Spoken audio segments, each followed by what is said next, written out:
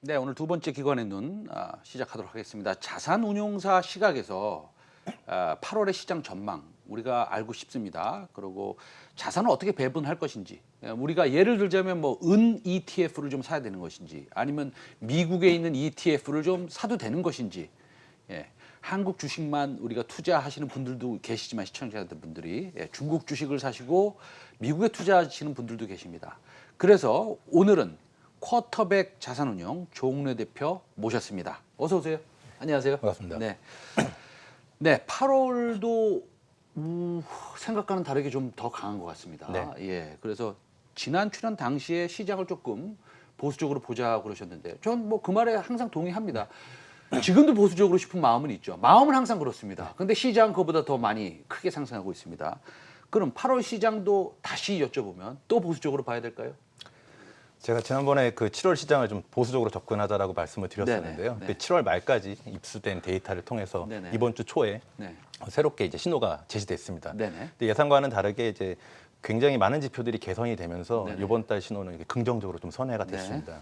특히 무엇보다도 이제 매크로 펀더멘털이라고 할 수 있는 네네. 이 경제 지표, 그다음에 네. 기업 실적 같은 경우들이 당초 우려했던 것보다는 네. 훨씬 더 양호한 숫자들이 계속 나오면서 신호가 개선이 되었습니다. 이런 부분들 때문에 자산 배분 전략상으로도 주식의 비중이 기존 대비 훨씬 높아졌고요.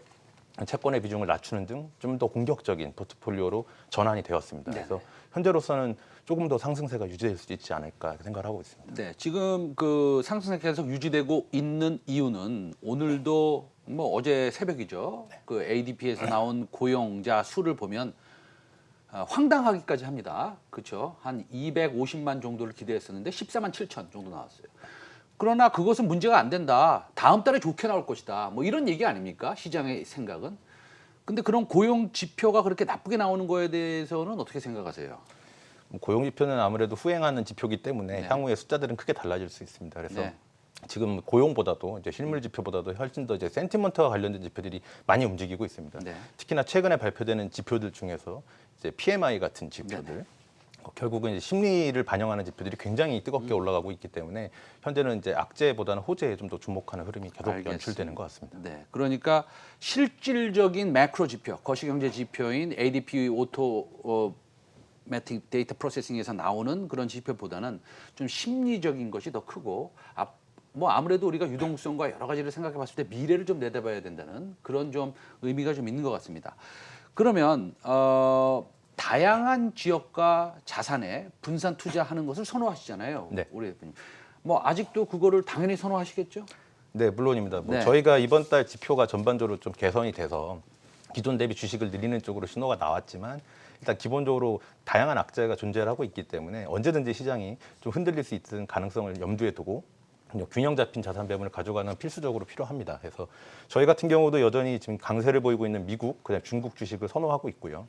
업종으로 봤을 때는 나스닥 등 기술주, 혹은 이제 헬스케어 섹터, 혹은 대형 성장주들을 굉장히 선호합니다.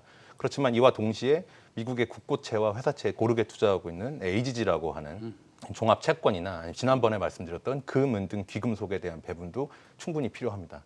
그래서 이제 어느 정도 능동적으로 시장 주식 흐름에 대응을 하지만 반드시 좀 균형 잡힌 자산 배분은 여전히 필수적이라 생각합니다. 지금 금도 많이 오르고 있고요. 은은 사실은 조금 더 사실은 좀 가볍지 않습니까? 그러니까 은은 뭐 조금 더 오르는 것 같기도 하고요.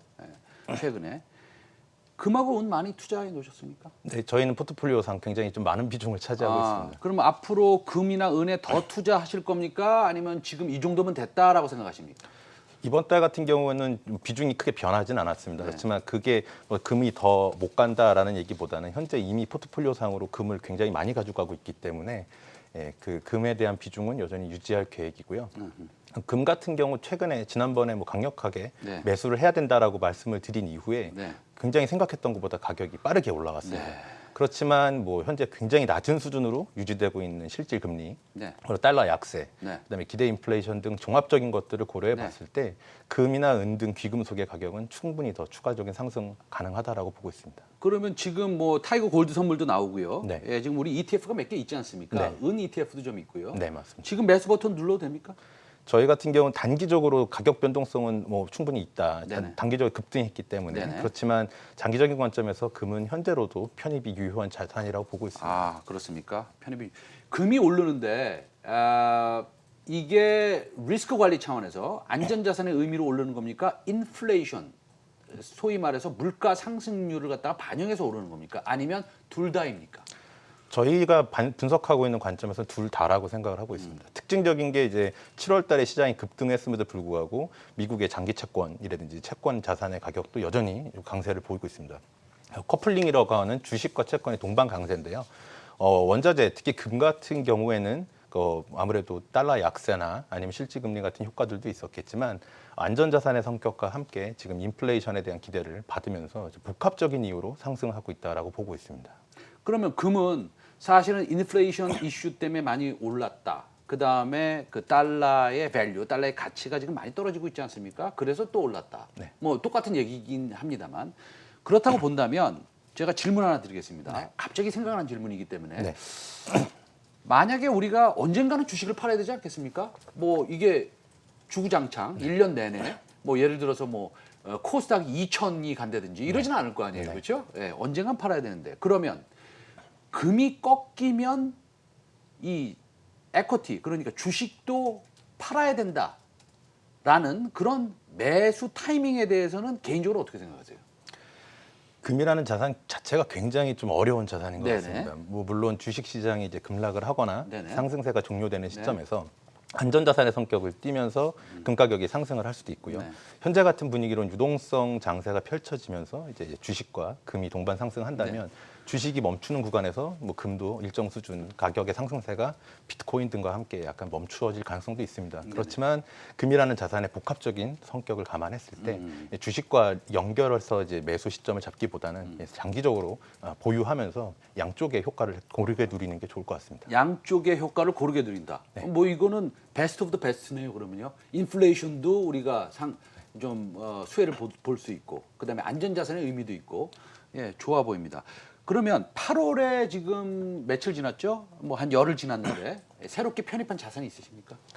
네, 뭐 새롭게 편입된 자산을 말씀드리기에 앞서 지난달 대비 비중이 굉장히 많이 늘어난 종목이 있는데 아, 그래요? 그거 같은 경우는 지난번에 소개해드렸던 이제 AI가 운영하는 미국의 미국 대형 성장주 자산 ETF인 QRFT. QRFT.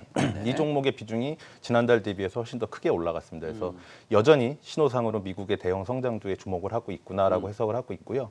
이번 달 새롭게 편입한 종목으로는 WFH라는 종목이 있습니다. 좀 발음이 좀 어려운데요. 네네. Work from home이라고 해서 우리나라 말로 하면 재택근무라고 해석할 수 있겠습니다. 집에서 일해라 이 뜻 아닙니까? 네네. Work from home. 네, 맞습니다. 네. 그래서 코로나 이후에 좀 뉴 노멀 트렌드로 자리 잡은 게 네. 결국 재택근무인데 네네. 시중에 있는 다양한 4차 산업 ETF들이 좀 투자하는 대상 종목들을 보면 네네. 대부분 대동소이합니다. 근데 이 종목 같은 경우는 보다 더 좀 재택근무에 연결돼 있는 네. 장기적인 성장성을 가진 네. 종목들 위주로 배분이 돼 있고요. 이게 언제 만든 겁니까? Work from home 이 ETF가? 사실 이제 이거 설정된 오래됐습니까? 기간은 오래되진 않았습니다. 아, 예. 네, 지난 6월 25일에 설정이 네. 됐고요.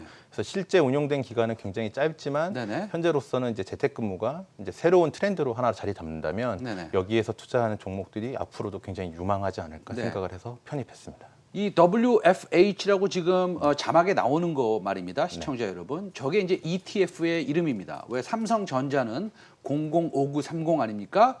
미국의 ETF의 코드는 WFH인데요. 굉장히 일단은 제목은 매력적입니다. 네. 당장 지금에 가서도 매수 버튼을 누르고 싶은 만큼 그런 아주 재밌게 그 네이밍을 했는데요. 집에서 일하자. 네. 재택근무. 예, 그것을 편입하셨다. 네. 아이디어 자체는 좋을 것 같습니다. 뭐 실적은 어떻게 될지는 우리가 지켜봐야겠지만, 예, 우리가 지수만 놓고 봤을 때 지금 여러 가지 뭐 스케줄이 이번 주에는 또 일단은 5차 부양안이 나올 것 같기도 한데 어쨌든간에 상승 흐름에 조금 걸림돌이 될 우리가 이거는 조금 유심히 봐야 돼, 조심해야 돼 이런 것들이 뭐 한두 가지 있습니까? 네, 뭐 하반기 상승을 저해할 수 있는 네. 굉장히 중요한 이벤트가 크게 봐서는 저희 쪽에서는 세 가지 정도를 짚겠는데요. 그 첫 번째로는 아무래도 이제 미국과 중국의 갈등이라고 할 수 있겠습니다. 물론 지난 7월에 이미 격화되기 시작했는데 다음 달 미국의 대통령 토론회를 앞두고 미국에서부터 좀 더 전방위적인 압박이 가능할 수 있겠다라고 생각을 하고 있고요. 최근에 틱톡이나 화웨이 사건에서 보시는 것처럼 미시적인 기업들까지 건드리면서 중국에서 좀 부담이 될 만한 그런 압박이 미국으로부터 나타날 가능성이 있다. 이 부분을 좀 눈여겨봐야 될 것 같고요. 네네. 두 번째는 이제 코로나입니다. 지금 네. 한국에 계신 분들은 체감하기 좀 어려우실 수 있겠지만 네. 미국, 브라질, 인도, 호주 등의 주요국에서는 굉장히 코로나가 다시 확산세가 나타나고 있습니다. 그렇기 때문에 이런 부분이 좀 더 진정이 되지 않는다라고 한다면 지금 형성돼 있는 3분기 경기 회복에 대한 기대감 이 부분을 다시 좀 끌어내릴 수 있는 가능성이 있다라고 생각을 하고 있고요. 네네. 눈여겨봐야 될 겁니다. 세 번째로는 미 연준의 이제 스탠스인데요. 현재까지는 굉장히 완화적인 정책을 유지하고 있습니다. 그렇지만 미국의 연준 총 자산 규모가 계속해서 좀 감소를 하고 있습니다. 해석은 여러 가지가 있을 수 있겠지만 어쨌든 유동성을 다시 한번 제어할 수 있는 방향이기 때문에 이 부분은 시중의 유동성 관련 지표로 계속 지켜봐야 될 거라 생각합니다. 제가 굉장히 그 중요한 질문, 여태까지 시청자 여러분들이 차를 드시면서 이렇게 다른 데 신경 쓰시면서 만약에 우리 방송을 집중하지 않으셨다면 이번만큼은 좀 집중하셔야 됩니다. 제가 질문 하나 드리겠습니다. 네.